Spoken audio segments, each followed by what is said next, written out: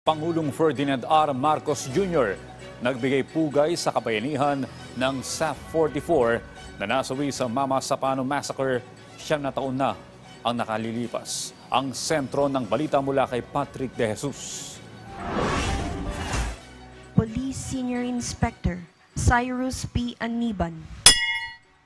Idinaraos ngayon ang National Day of Remembrance o pag-alala sa PNP Special Action Force o SAF-44 na nasawi sa madugong operasyon sa Mama Sapano, Maguindanao noong 2015. Pinangunahan ni Pangulong Ferdinand R. Marcos Jr. ang aktibidad na isinagawa sa Camp Castañeda sa Silang, Cavite, kung saan nag-alay din siya ng bulaklak. Dumalo rin dito ang iba pang opisyal ng PNP, maging ang mga naulilang pamilya ng SAF-44. Our husbands were not just brave men, but they were also loving fathers and caring sons. Behind those members of SAF-44, there are wives who held her husband's dreams and aspirations close to her heart. Despite the ever-present fearing of losing him, it is our duty to ensure that their sacrifices will never be forgotten. Ang ibang nakaligtas sa insidente, nagbigay pugay din sa sakripisyo ng SAF-44. They were my friends, comrades, and brother in arms. And I saw how well they fought until the very end. And they did it willingly. Because in the PNP SAF, this is what we tell the world who we are.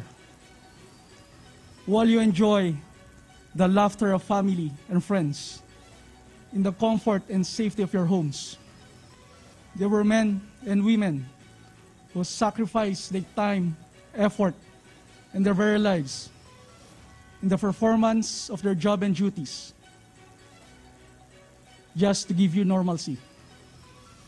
This is the Special Action Force. Sa talumpati ng Pangulo, binigyang halaga niya ang kabayanihan ng SAF-44 at hinikayat niya ang lahat na patuloy silang gawing inspirasyon. It is now up to us who live, who benefited from their full measure of devotion to duty, to build a kinder and gentler society, wherein those they have left behind can live in peace and prosperity. Kinilala rin ng Pangulo ang patuloy na sakripisyo ng mga naiwang pamilya ng SAF-44. To the loved ones of these heroes, we know that 9 years after that fateful day, no words can fully ease the pain that I know you still feel.